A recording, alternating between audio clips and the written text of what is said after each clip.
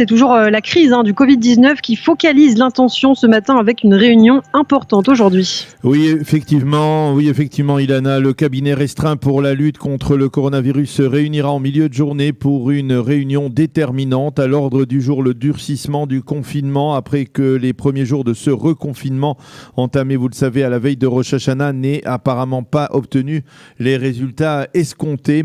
Et parmi les mesures envisagées, une réduction de 30 à 50% du travail dans le secteur privé, réduction supplémentaire dans les rassemblements, ce qui sous-entend que l'on pourrait se retrouver, si ces mesures étaient effectivement décidées, dans une forme de confinement semblable à celui du mois de mars-avril durant la période de Pessah. Dans le secteur public, il est question de se placer dans une situation d'urgence particulière. Précision importante tout de même, les décisions qui seront prises aujourd'hui par le cabinet restreint ne seront pas mises en application avant Yom Kippour, qui tombe, vous le savez, lundi prochain. L'objectif est de les mettre en application ensuite, c'est-à-dire pendant les 2 semaines qui suivent Yom Kippour jusqu'à la fin de Sukkot, qui est d'ordinaire une période de vacances en Israël où le marché économique fonctionne déjà au ralenti. Cela éviterait ainsi de porter un coup trop dur à l'économie israélienne, déjà sévèrement éprouvée.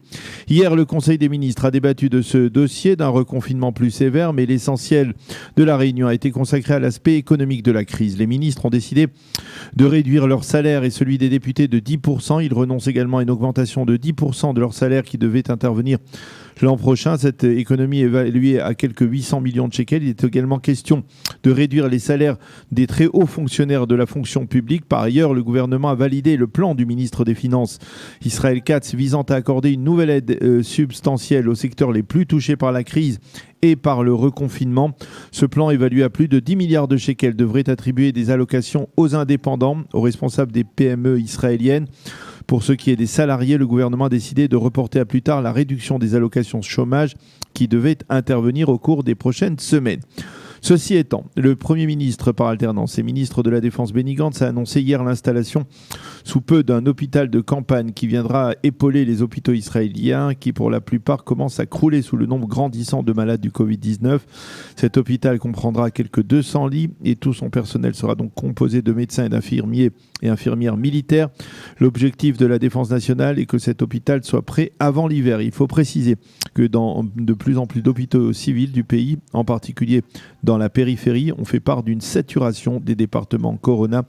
Dans le centre, les hôpitaux de Shaare Hatzedek à Jérusalem et Assuta à Ashdod ont annoncé qu'ils étaient saturés, qu'ils ne pouvaient plus accepter de nouveaux malades.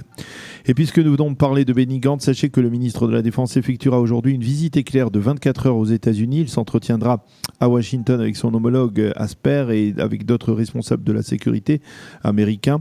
Ces entretiens devraient porter essentiellement sur la supériorité militaire d'Israël dans la région après l'accord de normalisation avec les Émirats qui doit permettre la vente d'avions furtifs F-35 américains à l'armée des Émirats. Autre dossier important qui sera débattu, la menace du nucléaire iranien, une menace qui reste très actuelle pour l'administration Trump, puisqu'hier, vous le savez, le secrétaire d'État américain Mike Pompeo a annoncé l'imposition de sanctions contre la vente d'armes iraniennes. Quant au président Trump, il a réaffirmé qu'il ne tolérera pas que l'Iran puisse se doter de l'arme nucléaire.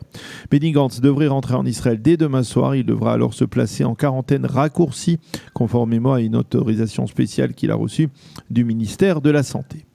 Et puis enfin, Daniel, une déclaration qui nous vient du Bahreïn. Oui, effectivement, le roi du Bahreïn, Hamed Ben Issa Al Khalifa, a affirmé hier que l'accord de normalisation qu'il avait signé avec Israël la semaine dernière n'était dirigé contre aucun pays, mais que cette percée vers la paix, selon ses termes, était dans l'intérêt de tous dans la région. Il en a profité pour réaffirmer son soutien à la cause palestinienne et à la solution de 2 États pour 2 peuples, selon l'initiative saoudienne de 2002. La météo pour terminer, le temps sera plus clément qu'en début de semaine. Il fera aujourd'hui 32 degrés à Jérusalem, 31 à Tel Aviv et 39 degrés à Eilat. C'est la fin de ce premier journal d'information.